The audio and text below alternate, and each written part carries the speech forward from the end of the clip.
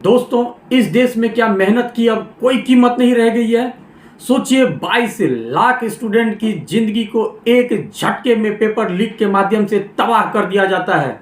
आप जानते हैं ये नीट का एग्जाम देश के लिए कितना इंपॉर्टेंस रखता है। ऐसे में इतनी लापरवाही, सिस्टम का ऐसा लचर स्थिति।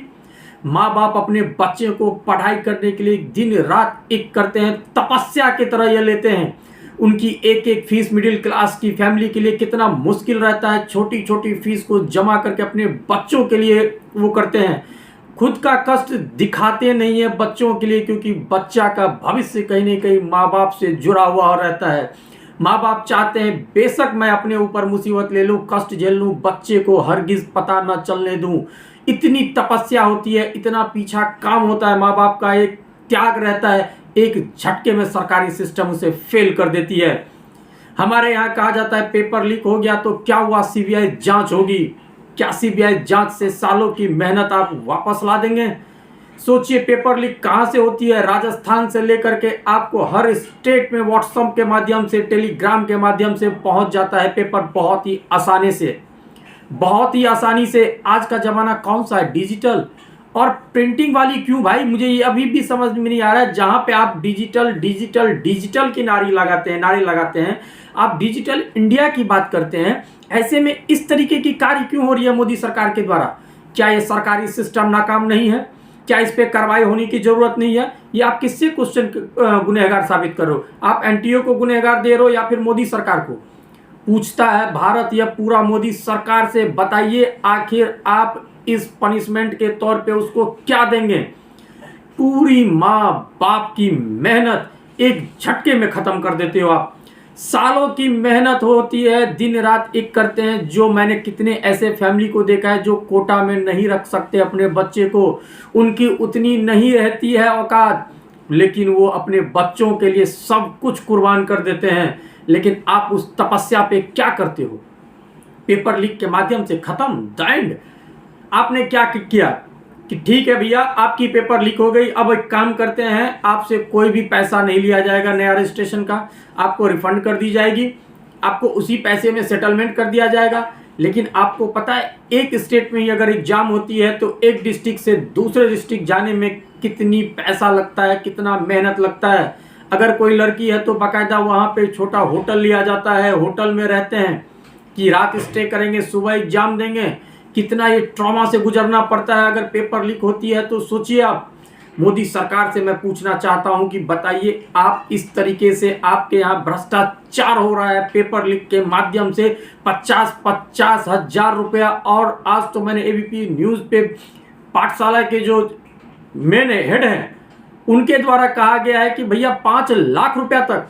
2 दिन पहले ही उन्होंने बताया, टेलीग्राम व्हाट्सएप के माध्यम से उन्हें स्टूडेंट ने कहा कि इस तरीके से सर पेपर लीक की खबर आ रही है। लेकिन हम लोगों ने उस पर ध्यान नहीं दिया, क्योंकि हमें लग रहा था इस तरीके की खबर तो मतलब पेपर एग्जाम होने से पहले हमेशा रहता है, तो इस पर हम इतना ध्यान नहीं देते हैं। लेकिन जब उनको हकीकत पता चला तो वो भी शॉक्ड रह गए कि आखिर ये हो क्या रहा है। विपक्ष पूरे तरीके से हावी है मोदी सरकार पर, होना भी चाहिए। वो पूछ रहा है कि आखिर हर बार इस तरीके की पेपर लीक क्यों होती है। धर्मेंद्र प्रधान जो कि शिक्षा मंत्री हैं, उन्होंने क्या कहा था पिछले साल ही कि अगर लीक हुई है तो हम भागे कहाँ हैं, कार्रवाई करेंगे। उन्हीं का स्टेटमेंट था। इस बार आज आप मुंह नीचा करके जा रहे हो क्योंकि आपके पास कुछ जवाब नहीं है, कुछ जवाब नहीं है। क्या करेंगे आप? सोचिए आज 18-18 घंटे बच्चे पढ़ता है, 18-18 घंटे बच्चे की मेहनत रहती है, दिन रात एक कर देते हैं इस पढ़ाई के लिए, सेंटर तक पहुंच जाते हैं। कितने बच्चों का भविष्य ऐसा रहता है कि उनकी ये लास्ट एग्जाम होती है, उनका ये लास्ट पेपर रहता है। पूरे तरीके से बच्चे दिन रात एक कर देते हैं। यार आप उसकी मेहनत को कदर नहीं करते हो। कब तक आप इस तरीके से अपने सिस्टम को छुपा करके रखोगे? जब बात आती है पेपर लीक की तो आप सीबीआई पे डाल देते हो, वो कार्रवाई करेगी। बात डाल देते हो कि हम ठीक है एग्जाम जो होगी दोबारा उसकी फिर से रिफंड कर दिया जाएगा, उसी पैसे से सेटलमेंट कर देंगे। लेकिन री एग्जाम करवा देते हो, लेकिन उसके ये करके फायदा क्या हुआ मुझे ये तो बताओ। अगर यही करना तो डिजिटल क्यों नहीं कर रहे? इसकी बात की कोई जवाब है? डिजिटल क्यों नहीं कर रहे? और अगर पेपर लीक आज के समय में व्हाट्सएप, फेसबुक, इंस्टा, जितने भी सोशल मीडिया प्लेटफॉर्म है सब आपके अंडर में है। कहने को मेटा है लेकिन अनुमति ली गई है बाकायदा लेटर के साथ कि सब कुछ अब अप्रूव्ड होने के बाद ही अगर हमारा कंटेंट जरा सा भी 19-20 रहता है, जरा सा भी उसमें अगर कोई गाली शब्द का यूज हो गया, जरा सा भी अगर हमने थंबनेल में सरकार से कुछ करवा क्वेश्चन पूछ लिया तो भैया डायरेक्ट चैनल से वो डिलीट हो जाती है वीडियो।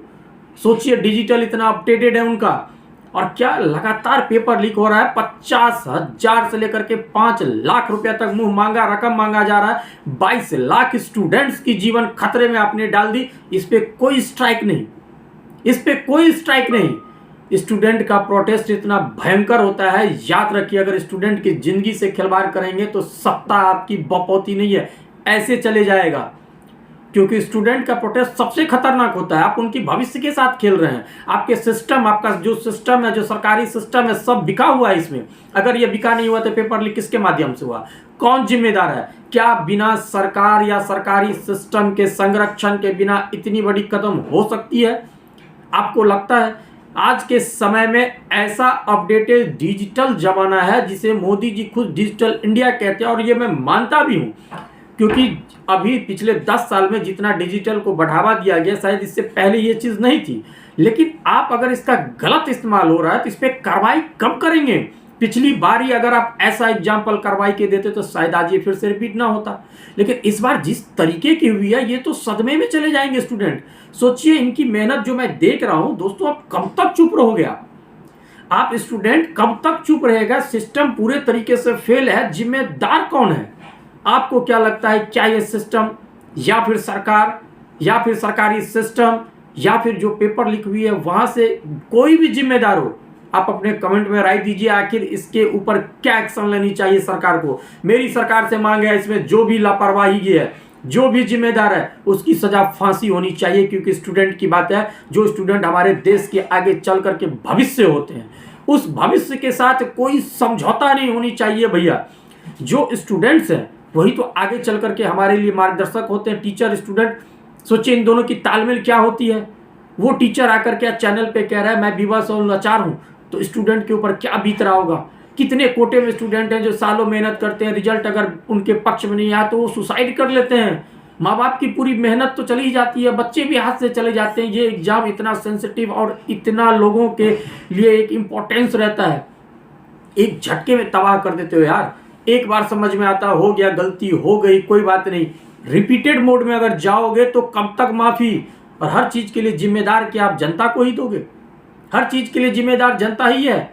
आपकी कोई जिम्मेदारी रिस्पॉन्सिबिलिटी नहीं है कि हम इस चीज की रिस्पॉन्सिबिलिटी लें कि भैया हमारी सरकार में ये गलती हो रही है, हम इस पे कार्रवाई करेंगे और अगली बार ऐसी एग्जाम्पल सेट करेंगे कि फिर दोबारा किसी की हिम्मत नहीं होगी। क्यों नहीं इस तरीके की बातें आप करते हैं? क्यों आप इस तरीके से लिपापोती करते हैं?